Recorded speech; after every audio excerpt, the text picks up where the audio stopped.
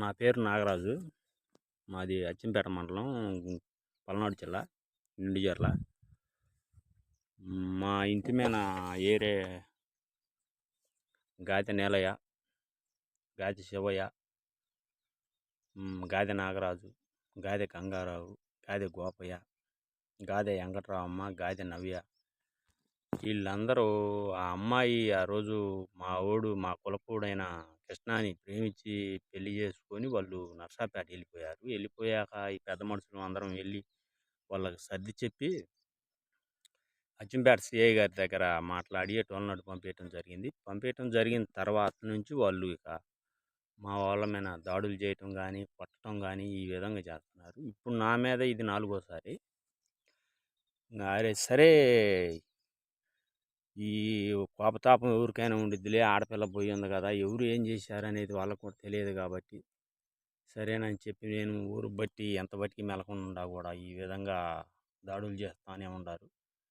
నిన్న ఈ నెలలోనే 13వ తారీఖు సాయంత్రం నా కాడికి వచ్చి ఒక సిమ్ము వంక మీద వచ్చి మా నాన్నని నన్ను తిడతంటే మా నాన్న వచ్చి ఎందుకంటే తిట్టుకోవటం, సిమ్మే కదా, సరే రేపు పొద్దున ఇస్తానడగా పోండి అన్నా కూడా మా నాన్నని రోడ్డు మీద పడేసి ఇదంతా కొరికి రోడ్డు మీద ఈడ్చి ఇదంతా దోక్కపోయినా కూడా కంప్లైంట్ ఇస్తే సిఐ గారు మళ్ళీ నా మీదనే కేసులు పెట్టి పైపెచ్చు మా పిల్లల మీద, మీ పిల్లల మీద కూడా కేసులు కడతా అనుకుంటున్నామని చెప్పి బెదిరించి కానిస్టేబుల్ సురేష్, సిఐ శ్రీనివాసరావు గారు ఈ రకంగా రేపు పొద్దున రండి కేసు కడతానని చెప్పి, సరే అట్టయినా సరే నా మీద ఏ కేసు కడతావు సార్ నువ్వు అని చెప్పి నేను అన్నా కూడా ఆధార్ కార్డులు తెచ్చుకోండి అంటే సరే నేను తెల్లారి ఆధార్ కార్డులు తీసుకొని వెళ్ళా. ఆధార్ కార్డులు తీసుకొని వెళ్తే సరే రేపు పొద్దున రండి మళ్ళీ కడతానన్నాడు. సరే ఫోన్ చేస్తాడు అనుకుంటే కనీసం ఈ రోజుకి 13వ తారీఖు సాయంత్రం 11:30 జరిగితే ఈ రోజుకి కూడా కనీసం సిఐ గారు వాళ్ళని పిలిపించటం కానీ, మాట్లాడటం కానీ పైపెచ్చు మమ్మల్ని తన్నులు దీని మేము ఉంటే మమ్మల్ని దేశపోయి స్టేషన్లో కూర్చోబెట్టి వాళ్ళని వెనక మళ్ళీ పిలిపిస్తాడు. అది ఒక 2 రోజులు పిలిపించిండు.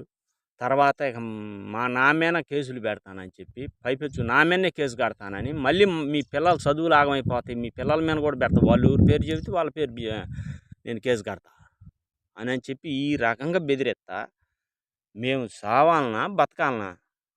అందుకే ఈ సిఐ చేసిన శ్రీనివాసరావు గారు, సురేషు, ఈ గాదె నీలయ్య వీళ్ళు ఆలా భాగేశ్వరరావు, దీనికి మొత్తం మెయిన్ కారణం ఆలా భాగేశ్వరరావు.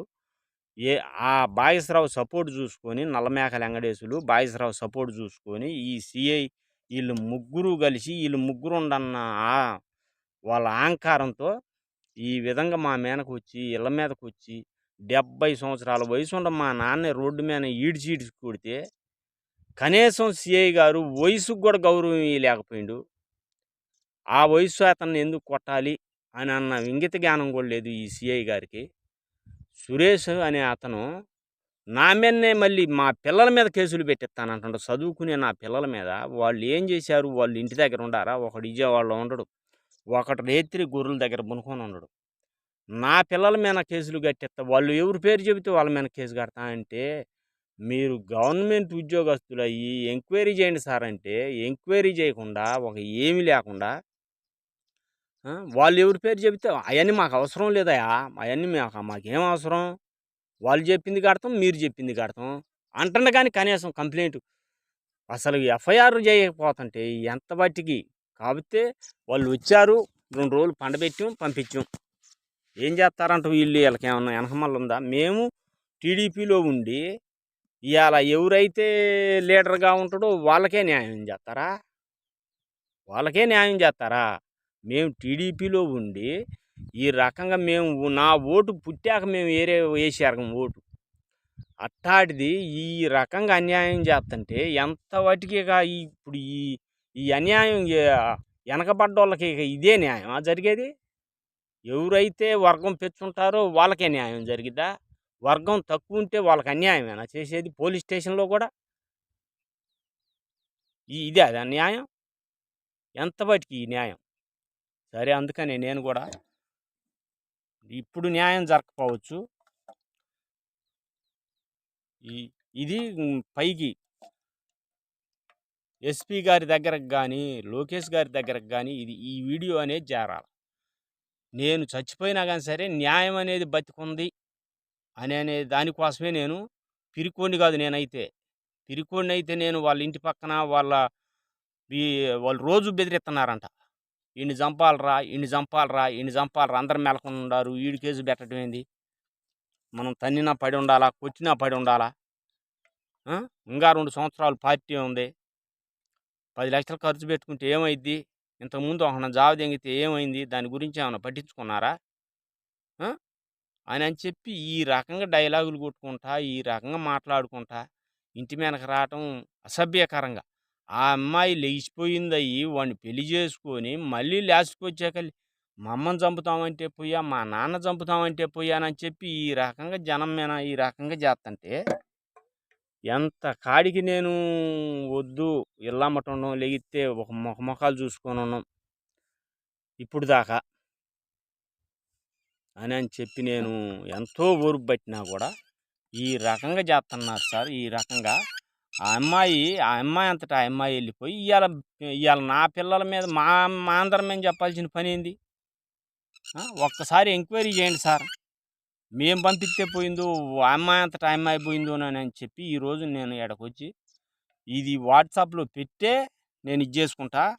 ఈ సిఐ గారిని మాత్రం మీరు మాత్రం గవర్నమెంట్ అనేది ఉంటే, న్యాయం అనేది ఉంటే, ఈ వెనకబడి ఈ తక్కువ వర్గాన్ని ఏదైతే వీళ్ళు కించపరిచి మాట్లాడుతున్నారో ఈ యాదవులు అనేవాళ్ళు, వాళ్ళు ఇంటి మీదకి వచ్చి పిల్లల్ని దెంగ, అమ్మల్ని దెంగ అని ఆ రకమైన కోతలు నాకు ప్రతి ఒక్కటి వీడియో ఉంది సార్, ప్రతి ఒక్కటి రికార్డింగ్ ఉంది సార్, ప్రతి ఒక్కటి ఆధారం ఉంది సార్. ఆ అమ్మాయి చేసినవి కూడా ప్రతి ఒక్కటి ఆధారం ఉంది సార్. ఏదన్నా నాది గనక తప్పు గనక ఉంటే నన్ను నిలబెట్టి ఆ అవకాశం కూడా వీళ్ళకి ఎవరికి ఈదలుచుకోలేదు సార్ నేను. అది అందుకోసమని చెప్పి నేను ఈ వీడియో చేసి తప్పు చేసినోడు శిక్ష అనుభవించాలన్న ఆలోచనతోనే నేను ఇలా చేసుకుంటున్నాను. దీనికి ఆలా భాగేశ్వరరావు, నల్లమేకల వెంకటేశులు, సిఐ శ్రీనివాసరావు, సురేష్ అనే కానిస్టేబుల్ సురేష్ అనే వ్యక్తి వాళ్ళకు పూర్తి మద్దతు, పూర్తి సహకారం అందించబట్టే వాళ్ళ బిరుదు చూసుకొని వీళ్ళు ఇళ్ళ మీదకి వచ్చి ఈ రకంగా ఇది చేయటం జరిగింది. అందుకోసమని చెప్పి నేను ఇలా చేసుకుంటున్నాను. అది సిఐ శ్రీనివాసరావు వీడియో కాల్ చేసే నేను ఇలా ఈ ముందు తాగడం జరుగుద్ది.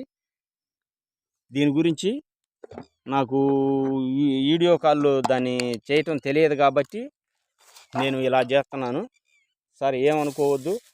నేనైతే ఒక పిరికోడిని అయితే కాదు, ఒక పిరికోడిని ఈ పని చేయట్లేదు. ఈ విధంగా ఇంకొకళ్ళకి జరగకూడదు. మన పిల్ల చేసిన తప్పు మనం గదమాల్సిన టైంలో గదుముకోలేదని అన్న ఆలోచన వాళ్ళకి లేకుండా వాళ్ళు ఈ విధంగా చేసి మమ్మల్ని ఇంత ఊర్లు పొడుగుతా నామర్థ బతుకు బతికి ఇంత చేయాల్సి వచ్చింది సార్. అందుకోసమని నేను ఈ వీడియో చేస్తున్నాను. ఇది ఏదైనా కానీ సరే ఇది అందరికీ చేరాల. ఇది అందరికీ చేరి ఈ కుల అహంకారంతో చేసే వాళ్ళకి ఇది ఒక గుణపాఠంగా ఉండాలి. అది కుల అహంకారం. ఇది వాళ్ళకి మనం ఉండం, మన 200 ఇల్లు, వాళ్ళ ఎన్ని 10 ఇల్లు, వీళ్ళని అసలు ఊళ్ళోనే లేకుండా చేయాలనే అహంకారంతో చేస్తున్నారు సార్ ఈ విధంగా. దీనికి ఎవరు సపోర్ట్, నేను ఒక పెద్ద మనిషిని పిలిస్తే వాళ్ళని అయ్యా మేము రాము, మీకు చేతనైంది ఏదన్నా ఉంటే చేసుకోండి అనే పరిస్థితికి వచ్చింది సార్. ఇవాళ మానవత్వం అనేది చచ్చిపోయింది ఈ జనంలో. ఇవాళ ఎవరైతే ఈ కుల అహంకారంతో ఉంటున్నారో ఈ యాదవులు అనే వాళ్ళు, వీళ్ళు సరే ఏదో జరిగిపోయినాయి నిజం తెలిసిన వాళ్ళు కూడా మాట్లాడటానికి లేదు సార్. 6 సంవత్సరాలు బట్టి వాళ్ళు ప్రేమించుకున్న సంగతి వాళ్ళకి మొత్తానికి తెలుసు సార్, ఒకళ్ళకి కాదు, వాళ్ళ మొత్తానికి తెలిసి కూడా ఈ విధంగా చేస్తున్నారు సార్. ఈ విధంగా చేస్తున్నారు కాబట్టి నేను ఇవాళ ఈ ముందు తాగుతున్నాను. ఇది న్యాయం అనేది కనుక ఉంటే ఒక్కసారి డిఎస్పీ గారు కానీ ఎస్పీ గారు కానీ ఎంక్వైరీ చేసి న్యాయం జరిగే విధంగా ఈ తక్కువ వర్గాలు ఎవరైతే ఉంటారో వాళ్ళ మీద ఈ దాడులు అనేది జరగకుండా చూసి మీరు న్యాయం చేస్తారు.